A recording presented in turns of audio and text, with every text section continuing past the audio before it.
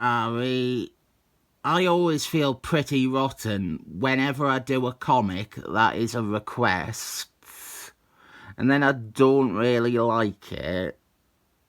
This is Nomad, issue 7. I am finally doing another issue of Nomad, after at least 3 requests from the same person. And this one is an Affinity Wars tie-in, with Nomad fighting Ed Gambit's double gagger. I will explain what all these things are, but before that I need to explain my history with this series. I read it 12 years ago, and I remember it being a mixed bag at best. But I remembered this issue as being not bad, and in some ways that is true. One of the biggest praises I can direct at this issue is that this series adds enormous tonal problems, but this issue is the most tonally consistent. There is one tone throughout. I assume that is why I remembered this as being good. Another reason is more than likely that I hadn't read Affinity Wars yet, so I didn't know how bad a tie-in this is. I may not have even realised this was not the real Ed Gambit, and we will come to why when we switch artists 9 pages into the story. I will explain the double gaggers now. In the 1992 Marvel crossover Affinity Wars, the bad guy, Alan Moriarty, created these slaves that were warped versions of the Marvel heroes. They would hunt down the original and fight them, and then if they won, they would absorb them and replace them. I don't think they were ever depicted as having that much personality or intelligence until they properly replicated the hero. Their main function was as a distraction, I guess. By the way, look, there is Ed Gambit's double gagger, looking nothing like either of the ways he looks in this issue of Nomad.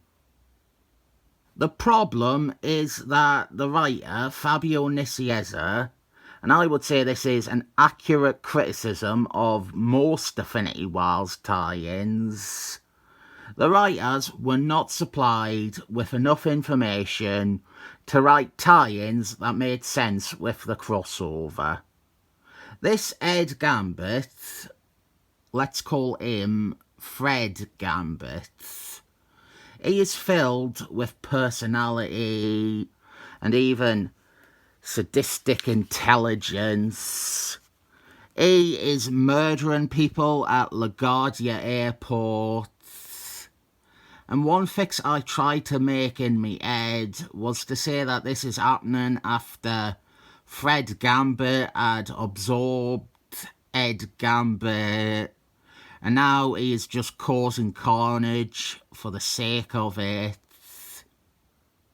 That isn't possible though. The entire story here is that Fred is trying to get to New Orleans to fight Ed Gambit, which doesn't even make sense because Alan Moriarty could teleport them, and Ed Gambit isn't even in New Orleans to begin with.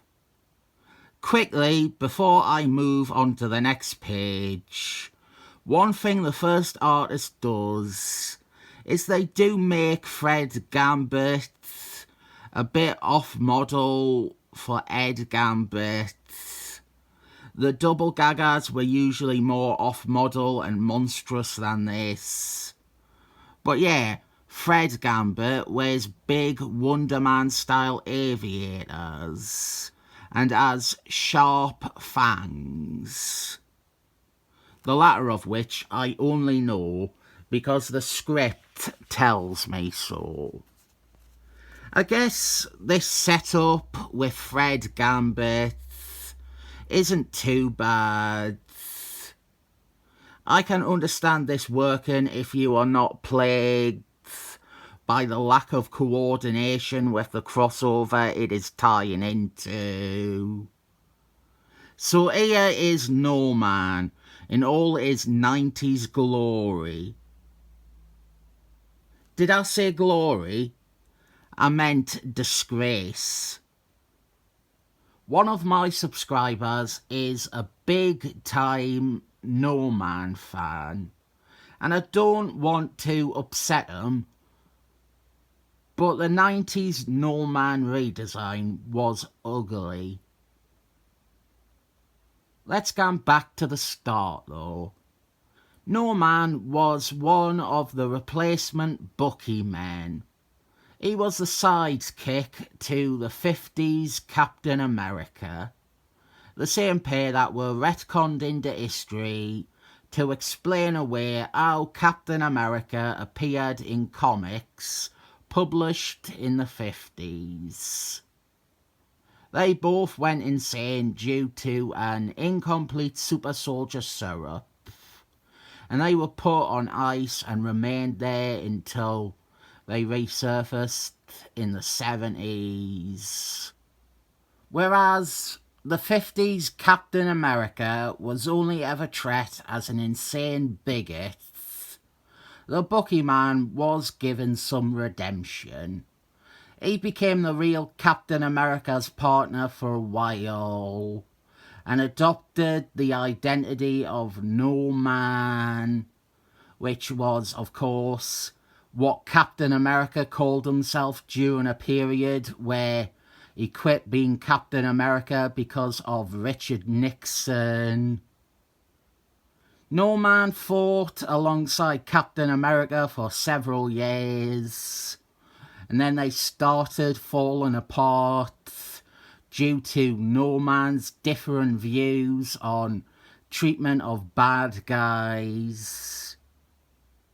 That brings us to his solo series where he reinvents himself away from Captain America as a renegade with a mullet and sunglasses and a trench coat, and sometimes a motor bicycle. To get back to a point, the tone of this series was its downfall. Fabian Nicieza couldn't commit to what Nomad's actual stance on lethal force was. Not even just that, really. He couldn't decide what Nomad's book was about. On one hand, you have this cringy 90s rebel, and then on the other, you have him travelling around with a cutesy-poo baby as a companion.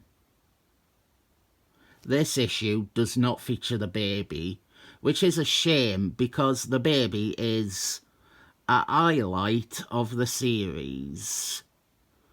But it also has less comedy in it, less attempts at humour, and what little jokey asides there are, like this page, work a bit better as relief. Now though, it is time for our art change, as Nomad begins his fight with Fred Gambit. And then we have an unrelated subplot page that I remember none of the context for. So here is our artistic frustration. The first artist tried to make Fred Gambit look a bit different. This one is drawn Fred Gambit as Ed Gambit. The Ray-Ban sunglasses are gone. He is, for all intents and purposes, drawn as legitimate Ed Gambit here. And it is not the one page or one panel either. The rest of the issue, we are looking at an on-model Ed Gambit. I would imagine one of the most exciting things as an artist with Affinity Wars is getting to design these crazy remixes of the heroes. And that this issue has two artists, and neither of them really bothered that much, one at all, is a bit of a disgrace.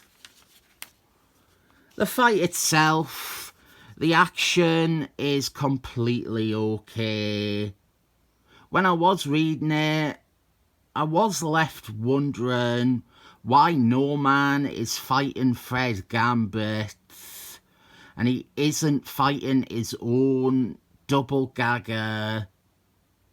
You might convince yourself that Nomad isn't important enough for Alan Moriarty to create an interdimensional double gagger for, but he made one for D-Man.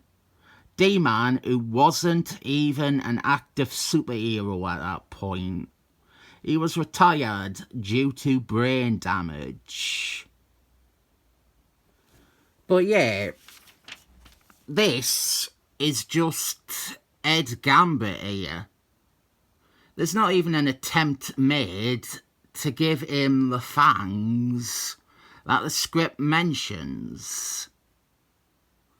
It ends with Nomad and an FBI agent tricking Fred Gambit into getting onto an aeroplane and then killing himself.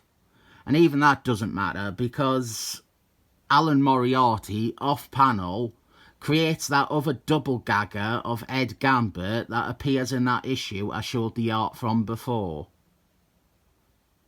Let us end this issue with Nomad talking to FBI agent, special agent, FBI.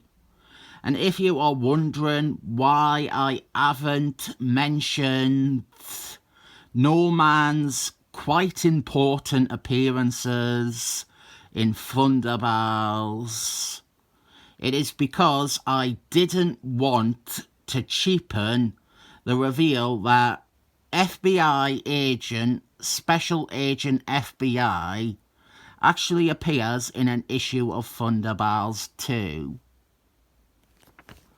Bring back the yellow cape and the spandex. 90s road warrior Nomad isn't my flavour of ice cream. If you want to try out this series, if you want to sample it, there is a much better issue than this. Issue number 4. That is the one I always think of as the best of the series. Ignore the part 2 of 9 or whatever on the cover of that. It works as a standalone story with Nomad in Vegas. This one, oh, he's at the airport because he is coming back from Vegas. That is the good continuity in this, so I will have to give it something like 7 thumbs up.